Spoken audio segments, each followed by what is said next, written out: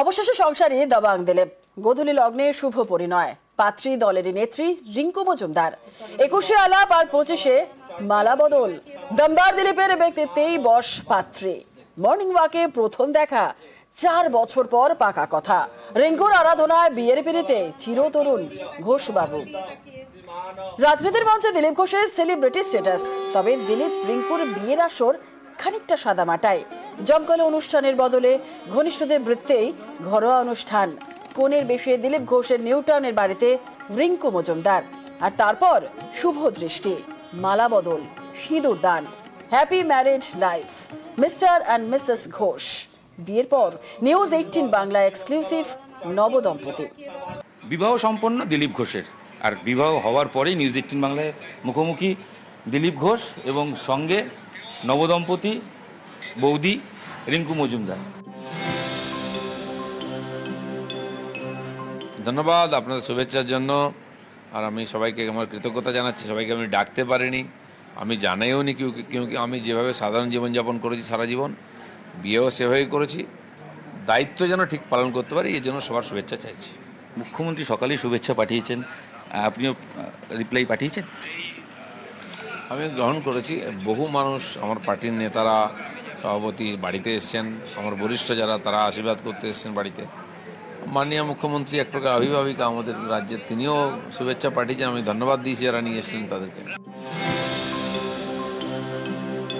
এটা একটা পরিক্রমা।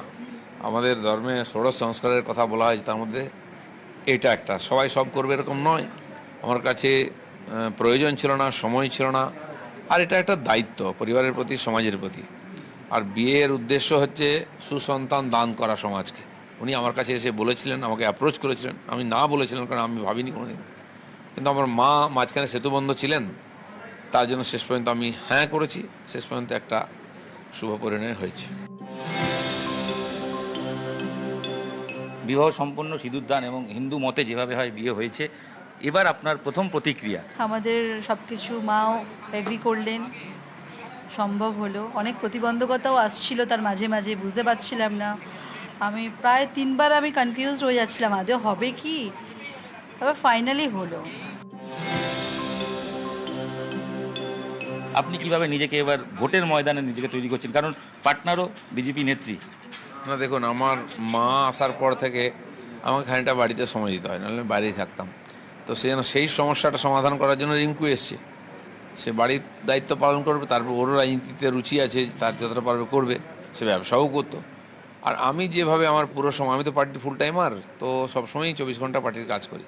তবে পার্টির যে কাজ দেবে, যে নির্দেশ দেবে, সেটা আমি পুরোপুরি করব। এবার হোয়াট নেক্সট? কিভাবে দিলীপ ঘোষকে দেখতে চান? সামনের বছর বিধানসভা রয়েছে, আপনি কি ভূমিকা দিলীপ ঘোষকে দেখতে চান আগামী দিনে হাজব্যান্ড হিসেবে? ওনাকে পার্টি যা শিডিউল করে দেবেন, যা বলবেন পার্টির গাইডলাইন মেনে উনি স্বতঃস্ফূর্তভাবে নিজের ফুল এফোর্ট উনি দেবেন। উনি সারা বছর উনি রাস্তায় থাকেন, পার্টির কাজে, সংগঠনের কাজে, রাজনৈতিক কাজে, সেটাই করবেন উনি। আরও বেশি করে করবেন, আরও প্রোঅ্যাক্টিভ হয়ে যাবেন। বিয়ের পর কোথাও একটু মানুষ ঘুরতে যায়, কিছু প্ল্যান হলো নাকি একটু রাজনীতির চাপ সামলে? না, দেশের বাড়ি নাই, আমি জন্মদিনও সেভাবে পালন করি না। মানে হানিমুনে যাচ্ছেন কিনা আমি সরাসরি জিজ্ঞেস করি। সে দেখা যাক, যেতে তো হবে একবার। নিজের পরস্পরকে বোঝার জন্য একান্তে বসে বাইরে যেতে হয়। ওর ইচ্ছা আছে, আমিও ভাবছি। সিমলার গোয়া কথা হয়েছিল। ক্যামেরায় সঞ্জয় মণ্ডলের সাথে ইরণ রায় বর্মন, নিউজ 18 বাংলা। বিয়ের বাঁধনে দিলীপ ঘোষ, এবার কি তাহলে রাজনীতির বাঁধন থেকে মুক্তি? অনেকের মনে জল্পনা, যাতে জল ঢেলে দিয়েছেন দিলীপ আর রিঙ্কু। কর্তা গিন্নি দুজনেই জোর গলায় জানিয়েছেন তারা রাজনীতিতেই থাকতে চান, কারণ রাজনীতির প্রতি তাদের ভীষণ টান।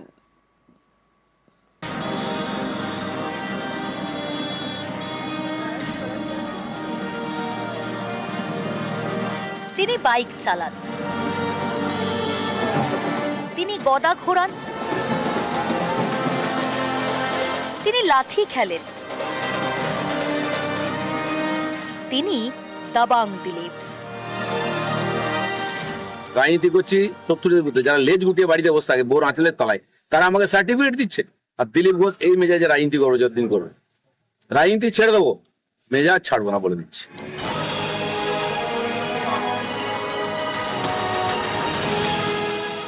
রাজনীতির ময়দানে পদ্ম ফুল ফুটিয়েছেন, এবার বিয়ের ফুল।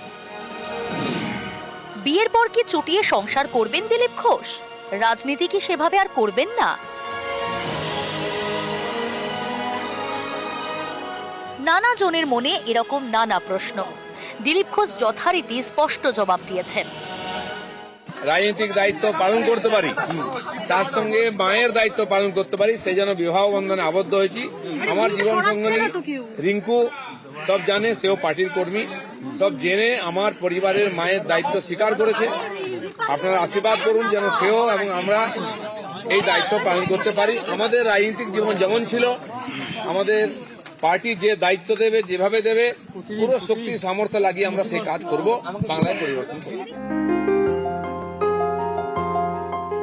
কর্তার যা সুর, গিন্নিরও সেই একই সুর। রাজনীতিতে খাসা, রাজনীতিতে আমি ভীষণ প্রোঅ্যাক্টিভ। হ্যাঁ, পার্টিটাকে আমি মন থেকে ভালোবাসি। আমরা দুজনেই, আমরা হচ্ছি পার্টির মানসিক দিক থেকে বলছি, পার্টির আমরা অ্যাসেট। বিয়ের মধ্যে অস্বাভাবিক কিছু নেই। রাজনীতিতে যারা থাকে, সামাজিক জীবনে যারা থাকে, তাদের সমাজের কাজ, রাজনীতির কাজ করতে করতে অনেক দেরি হয়ে যায়। যেমন প্রিয়রঞ্জন দার হয়েছিল। আমরা মাননীয় দিলীপ দার নববধূ যিনি আসছেন, তাদের আগামী জীবন অত্যন্ত শুভ হোক, ভালো হোক। সবারই জীবনে এটা ব্যক্তিগত ব্যাপার, এটা ব্যক্তিগত পরিসর। আমার সেই জন্য মনে হয় ব্যক্তিগত পরিসরে কারো বেশি না ঢোকাই ভালো। 1984 সাল থেকে রাষ্ট্রীয় স্বয়ংসেবক সংঘের প্রচারক। 1999 থেকে 2007 সাল পর্যন্ত আন্দামান ও নিকোবর দ্বীপপুঞ্জে সংঘের ইনচার্জ ছিলেন। 2014 সালে যোগ দেন বিজেপিতে, বঙ্গ বিজেপির সাধারণ সম্পাদক। 2015 সালের ডিসেম্বরে রাজ্য বিজেপির সভাপতি হন দিলীপ ঘোষ। তারপর 2016 সালে খড়গপুর সদরের বিধায়ক। প্রথমবার ভোটে লড়েই জয়। 2019 সালে মেদিনীপুর থেকে লোকসভায় যান। বাংলার মাটিতে বিজেপির অন্যতম বড় সাফল্য 2019-এর লোকসভা ভোটে। তখন এ রাজ্যে বিজেপির ক্যাপ্টেন দিলীপ ঘোষ। তার নেতৃত্বেই বিজেপি সেবার 2 থেকে বেড়ে হয় 18।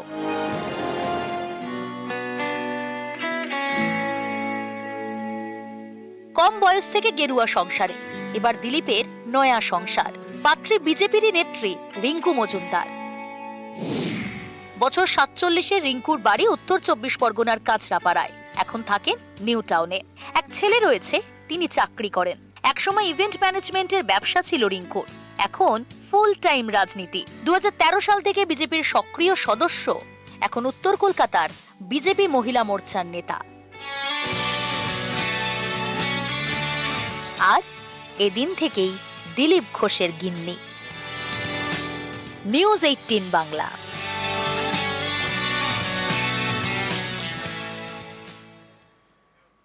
গতকাল বিয়ে, আজ জন্মদিন। সকালে ইকো পার্কে জন্মদিন পালন দিলীপ ঘোষের। বিয়ের ঠিক পরের দিন সকালে ইকো পার্কে প্রাতঃভ্রমণ।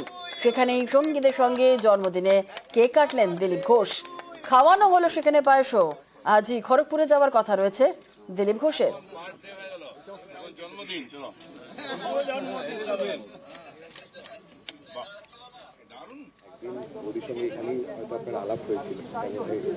না না, এখানে আলাপ হয়নি। ও মর্নিং ওয়াক করার লোক নয়, এখানে অনেকেই আসে। উনি আমাদের পুরনো পার্টি কর্মী, আমার চেয়ে পুরনো। উনি 12 সালে রাজনীতিতে এসেছেন, আমি এসেছি 15 সালে। তো সেম তা নয়, সবার সঙ্গে দেখা হয়, দেখা সাক্ষাৎ হতো। আমার বাড়িতেও এসেছেন। তো বিয়ে করার ব্যাপারটা হঠাৎই এসছে পরিস্থিতির কারণে, আর সেটা হয়েও গেছে যথাসময়। সেজন্য অনেকে ভাবছেন যে ইকো পার্কে হাঁটলে বিয়ে হয়, সারা জীবন হাঁটলেও বিয়ে হবে না। বিয়ে হওয়ার যখন তখন হবে।